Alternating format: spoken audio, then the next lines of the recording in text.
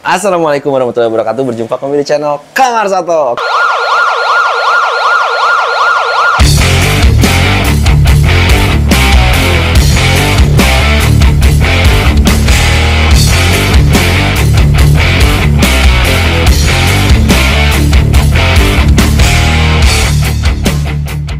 Oke guys, jadi udah lama banget nih kok aku tuh nggak konten ya.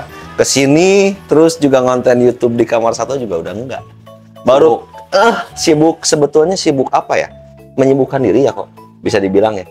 Nah, buat kalian yang belum tahu ini siapa, ini adalah Kohyang, pemilik dari Chana System Syndicate yang terkenal sebagai fighter Bandung yang sering mau mengalahkan Kamar Satu. Tapi iya sih, Kamar Satu kalah terus ya.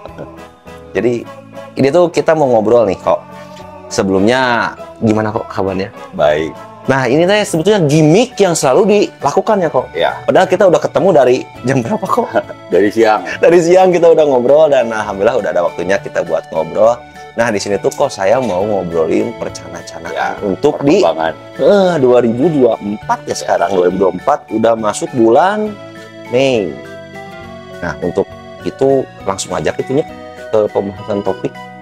Nih, menurut Koko sendiri untuk percanaan 2024 tuh sekarang seperti apa sih? Sebenarnya Chana masih rame. Cuman kalau untuk yang bocil-bocil mungkin agak lebih kurang ya di penjualan TikTok juga gimana? Kerasa banget sih kok. Ya. Tapi kalau menurut saya ada untungnya juga berarti ya. Untuk sekarang kita lebih bisa dibilangnya apa ya? Ke kualitas. Ke kualitas dan buyer-buyer kita tuh terfilter dengan sendirinya. Nah untuk harga sendiri nih kok menurut Koko jadi sendiri sebenarnya gimana? sekarang Chana itu perkembangannya yang rame itu untuk kontes. Ya Starter sih masih ada sih yang baru mulai. harus ya. Masih banyak sih. Cuman mungkin yang bocil-bocil SD udah mulai berkurang. Ya soalnya sekarang anak-anak SD tuh lagi doyan apa kok? Game ya. Game Mobile Legend lagi dan Free Fire. Terus mungkin dulu kan bocil kan pada libur sekolah ya. Nah betul. Pas COVID. Nah, terus sekarang perkembangannya kita kebanyakan jual sih keluar. Nah bener. Nah ke guys, ekspor nih. Sama untuk kontes sih masih rame. Masih rame juga ya. Nah kok ini kan yang tadi dibahas sama Koko ya. Sekarang tuh kita termasuk saya, termasuk Koko lagi senang-senangnya ngejual keluar. Ya. Nah itu tuh sebetulnya kalau bisa kita buka di sini itu tuh ada trik khusus apa enggak sih kok? Sebenarnya untuk saat ini sih luar pasarnya sih mereka belum carikan kontes ya. Jadi mereka mungkin belum paham spek kontes. Jadi kan selalu dibilang ada ikan kontes, ikan display. Ya. Jadi benar sih. Mereka sih lebih masuk ke cenderung ikan display kayak Aurati juga bar. Mereka nggak peduli. Nggak peduli ya. Terus Ivin. Terus untuk maru-maruan juga barnya kan nggak peduli. Yang penting bunganya banyak. Bunga banyak, satu lagi sih warnanya. Anatomi juga masih aman. Kita jadi kadang-kadang yang udah anatominya nggak bisa dibenerin atau nggak bisa kontes masih bisa. Itu bagus ya? Juga. Jadi itu bagus sih untuk ya kasarnya. Jadi ada pasar kadang-kadang ikan kalau kita semua stoknya udah ikan kontes, ada yang udah minus itu, wah ini jualnya kemana?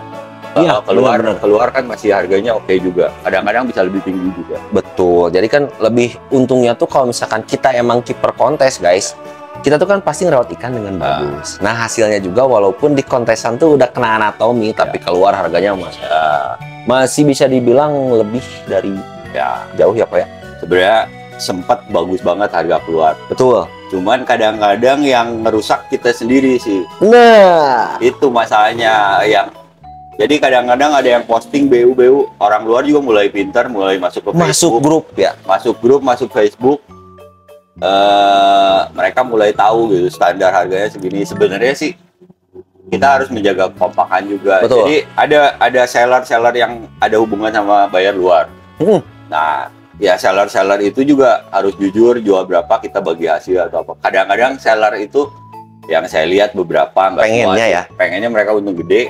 Ke kita ngepres harganya. Ngepresnya tuh bener-bener ngepres. Ya, kerasa juga jual. Jadi kan kadang-kadang nggak bagus juga. Ya mungkin harusnya kita lebih solid juga sih. Ya, yang saya rasakan juga kok seperti itu. Jadi kayak misalkan kita untuk pasar luar kan nggak semua orang bisa masuk. Ya. Nah, Tapi kalau misalkan kita pinter, kita punya temen, misalkan kayak Koko, saya temennya Koko, Koko siap main keluar. Kenapa saya nggak tawarin Koko aja? Buat stok Koko jual keluar. Bisa kan? Dengan sistem yang Koko tadi bilang, kita terbuka aja, kita jual berapa, kita bagi hasil. Lebih terbuka, paling enak kan sebenarnya. Transparan. Jangan seller nggak punya barang, cuma jadi kasarnya calo doang. Tapi yang untungnya lebih gede dari yang punya ikan yang ngerawat. Kebanyakan seperti itu. Nah, bahkan bisa disebut 5 kali lipat dari harga pembelian. Tapi itu sebetulnya sih kadang-kadang kalau ya itu kan mungkin kalau ngerawat doang, ngerawat dulu atau apa ya bisa. Oke. Ini kadang-kadang cuma ngambil langsung kirim langsung.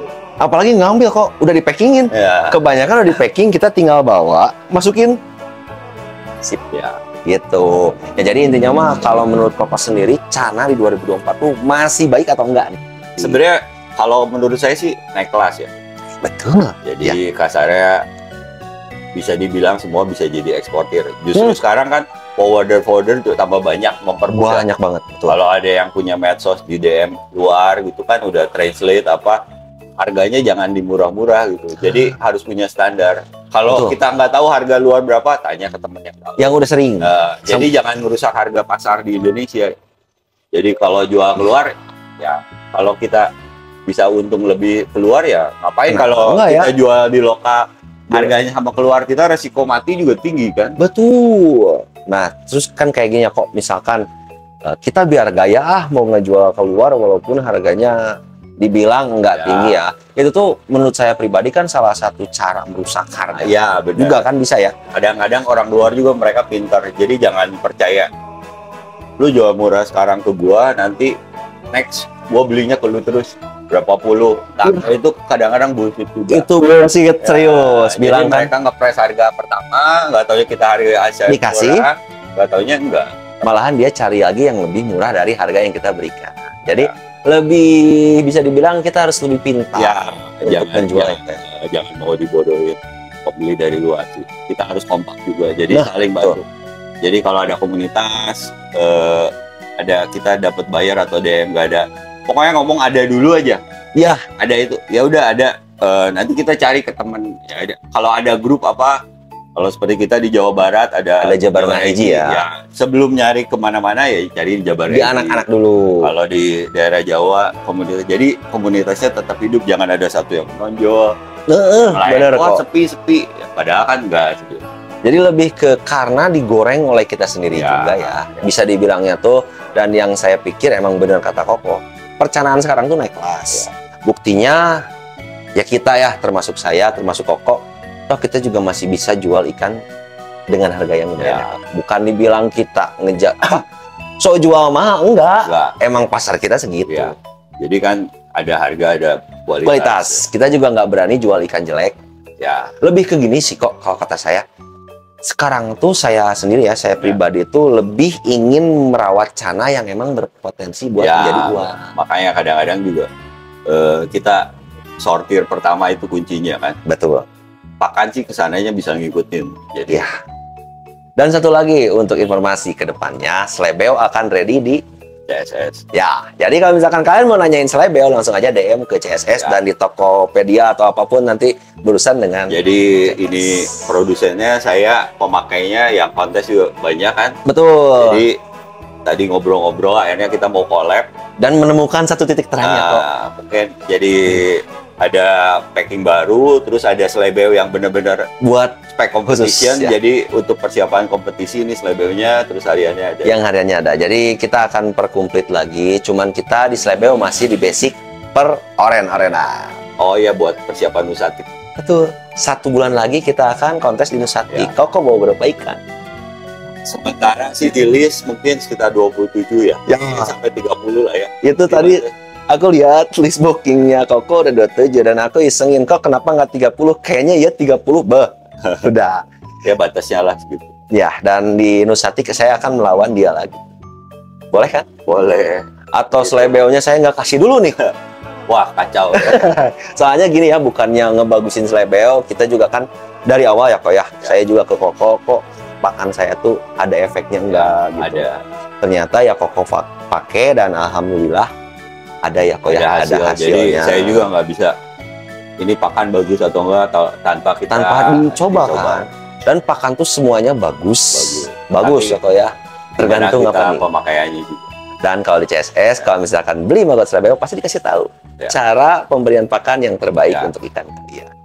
Itu pakan dikasih asal-asalan juga bakal ada manfaatnya. Tapi lebih baik ada panduannya kan. Panduannya ya. Nanti ada. Pokoknya tunggu kurang lebih berapa lama lagi sih kok kita. Sebelum Nusati kita udah launching kayak. Udah launching ya dengan kemasan yang baru dan kalau untuk kualitas kita nggak akan berubah. Jadi beratnya tetap kemasannya cuma yang berubah. Kemasan yang berubah dan ada satunya lagi. Kita akan buat competition-nya. Yang khusus buat booster ketika kita mau kontes. Itu aja sih untuk informasinya dan mungkin untuk kesimpulan yang saya dapat untuk Cana dan kalian para penghobi Cana jangan bilang Cana redup ya. Karena tuh lumayan ya. Buktinya kita kemarin baru pulang dari Indramayu ya dan dapat best team juga fighter GC semua diborong alhamdulillah ya sama anak-anak sih tim. Tapi kan kita tetap satu atap kok ya. Dan sekarang mungkin untuk perencanaan kita yang sudah berikan kepada kalian itu sekilas tentang perencanaan 2024. Dan sekarang saya mau nge-review gacoan-gacoan CSS sekarang, bolehkah? Boleh. Gas.